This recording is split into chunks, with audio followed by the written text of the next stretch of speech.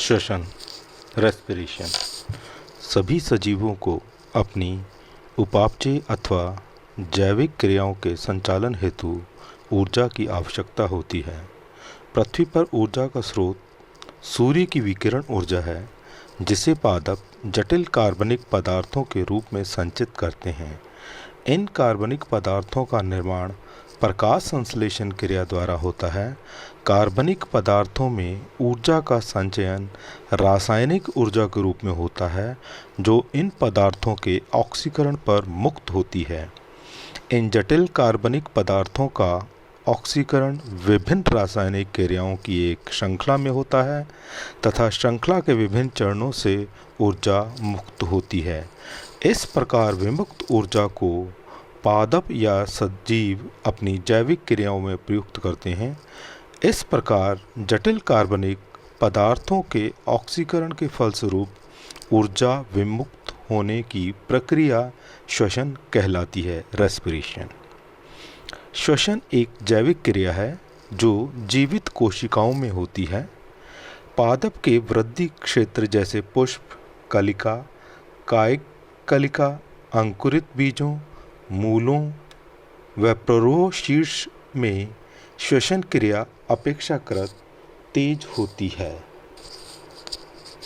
पूर्व में श्वास लेने की क्रिया को श्वसन माना जाता था, परंतु अब इसे कोशिकीय स्तर पर संपन्न होने वाली प्रक्रिया माना जाता है। सामान्य परिस्थितियों में श्वसन क्रिया में ऑक्सीजन उपभोग इंटेक तथा कार्बन डाइऑक्साइड की विमुक्ति लिबरेशन होती है, परंतु यह आवश्यक नहीं है कि श्वसन क्रिया में ऑक्सीजन का उपभोग हो, अर्थात ऑक्सीजन के अभाव में भी श्वसन क्रिया होती है। अनेक अनाक्सी जीवाणुओं में ऑक्सीजन के अभाव में श्वसन क्रिया निरंतर जारी रहती है। इस प्रकार यह कहा जा सकता है कि ऑक्सीजन की उपस्थिति अथवा अनुपस्थिति में जटिल कार्बनिक पदार्थों के ऑक्सीजन द्वारा ऊर्जा की विमुक्ति को श्वसन कहते हैं। श्वसन क्रिया में मुख्य रूप से ग्लूकोज का ऑक्सीकरण होता है, जिसके फलस्वरूप कार्बन डाइऑक्साइड का विमोचन तथा रासायनिक ऊर्जा केमिकल एनर्जी का गतिज ऊर्जा काइनेटिक एनर्जी में रूपांतरण होता है। इस ऊर्जा का कोशिका में एटीपी के रूप में संचयन होता है। श्वसन क्रिया को हम एक समीकरण द्वारा भी दर्शा सकते हैं, जैसे C6H12O6 plus 6O2, that is 6CO2 plus 6H2O plus 686 kilo calorie ऊर्जा। परंतु ऑक्सीजन ग्लूकोज से सीधा अभिक्रिया नहीं करती है, इसके लिए जल अणुओं की आवश्यकता होती है।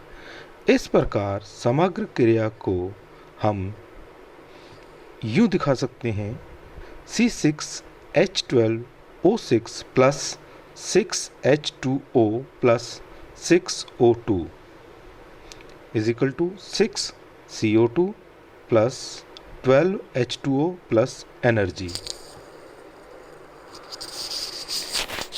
वास्तव में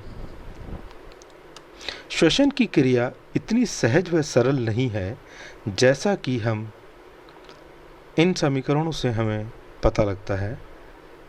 यह एक जटिल क्रिया है जिसमें अनेक माध्यमिक उत्पाद बनते हैं तथा प्रत्येक क्रिया एक विशिष्ट एंजाइम की उपस्थिति में होती है।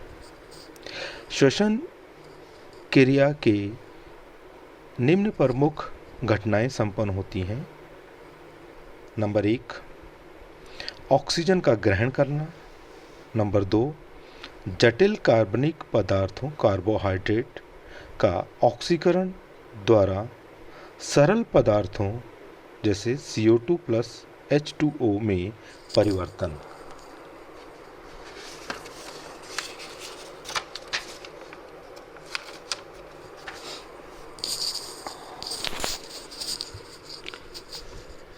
ऑक्सीकरण के फलस्वरूप ऊर्जा का विमुक्त होना तथा एटीपी के रूप में संचयन।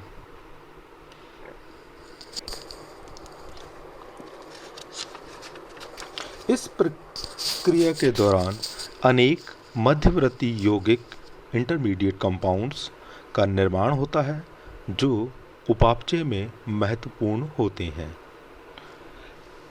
इस क्रिया में उत्पन्न कार्बन डाइऑक्साइड की विमुक्ति तथा जल का कोशिकीय घटक बनता है। इस प्रक्रिया के फलस्वरूप पादप के शुष्क भार में कमी होना। इस प्रकार प्रकाश संश्लेषण तथा श्वसन दो विपरीत क्रियाएं हैं। प्रकाश संश्लेषण में कार्बन डाइऑक्साइड का अवशोषण, कार्बनिक पदार्थों का संश्लेषण तथा ऑक्सीजन का विमोचन होता है। इसके विपरीत श्वसन में ऑक्सीजन का अवशोषण, कार्बनिक पदार्थों का ऑक्सीकरण तथा CO2 का विमोचन होता है। अतः प्रकाश संश्लेषण एक उपापचयी एनाबॉलिक क्रिया है तथा श्वसन एक अपापचयी कैटाबॉलिक क्रिया है। इन दोनों क्रियाओं में प्रमुख अंतर निम्न प्रकार से है। श्वसन तथा प्रकाश संश्लेषण में अंतर। श्वसन यह कैटाबॉलिक क्रिया है जिसमें जटिल कार्बनिक पदार्थों का ऑक्सीकरण सरल पदार्थों में होता है। प्रकाश संश्लेषण यह एनाबॉलिक क्रिया है जिसमें सरल अकार्बनिक पदार्थों से जटिल कार्बनिक पदार्थों का संश्लेषण होता है। श्वसन यह क्रिया प्रकाश की उपस्थिति व अनुपस्थिति दोनों में होती है। प्रकाश संश्लेषण यह क्रिया केवल प्रकाश की उपस्थिति में होती है। श्वसन यह क्रिया सभी जीवित कोशिकाओं में होती है। प्रकाश संश्लेषण क्रिया केवल क्लोरोफिल युक्त कोशिकाओं में होती है। श्वसन एक ऊष्माक्षेपी एक्सोथर्मिक क्रिया है जबकि प्रकाश संश्लेषण एक ऊष्माशोषी एंडोथर्मिक क्रिया है। श्वसन क्रिया के फलस्वरूप शुष्क भार में कमी होती है जबकि प्रकाश संश्लेषण क्रिया के फलस्वरूप शुष्क भार में वृद्धि होती है। श्वसन क्रिया में ऑक्सीजन का अवशोषण तथा कार्बन डाइऑक्साइड विमुक्त होती है जबकि प्रकाश संश्लेषण क्रिया में कार्बन डाइऑक्साइड का अवशोषण तथा O2 की विमुक्ति होती है। श्वसन क्रियाधार ग्लूकोज जैसे प्रोटीन वसा तथा ऑक्सीजन होते हैं जबकि प्रकाश संश्लेषण में क्रियाधार कार्बन डाइऑक्साइड तथा वाटर H2O होता है। श्वसन यह क्रिया द्वारा रासायनिक पदार्थों में संचित ऊर्जा का ऑक्सीकरण द्वारा विमोचन होता है जबकि प्रकाश संश्लेषण क्रिया में विकिरण ऊर्जा जटिल कार्बनिक पदार्थों में संचित होती है। श्वसन में डिहाइड्रोलिसिस, विजल अपघटन तथा विकार्बोक्सिलीकरण यानी डीकार्बोक्सिलेशन क्रिया होती है जबकि प्रकाश संश्लेषण में जल अपघटन हाइड्रोलिसिस तथा कार्बोक्सिलेशन क्रिया होती है। श्वसन क्रिया के क्रियाफल एंड प्रोडक्ट्स कार्बन डाइऑक्साइड, जल व ऊर्जा है जबकि फोटोसिंथेसिस क्रिया के क्रियाफल यानी एंड प्रोडक्ट्स कार्बोहाइड्रेट तथा ऑक्सीजन है। श्वसन क्रिया में ग्लूकोज के एक अणु के ऑक्सीकरण से 38 ATP का निर्माण होता है जबकि प्रकाश संश्लेषण क्रिया में ग्लूकोज के एक अणु के संश्लेषण में 18 ATP का उपभोग होता है।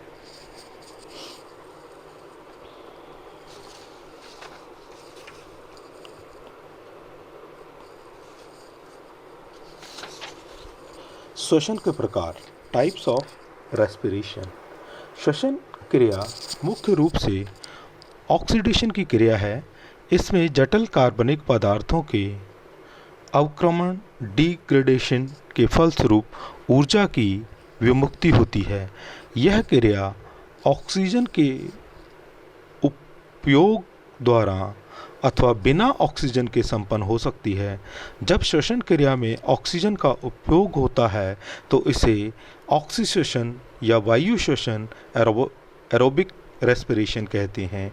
यदि ऑक्सीजन का उपभोग नहीं होता है अथवा ऑक्सीजन की अनुपस्थिति में होता है तो इसे अनाक्सी श्वसन या अवायु श्वसन एनारोबिक रेस्पिरेशन कहते हैं।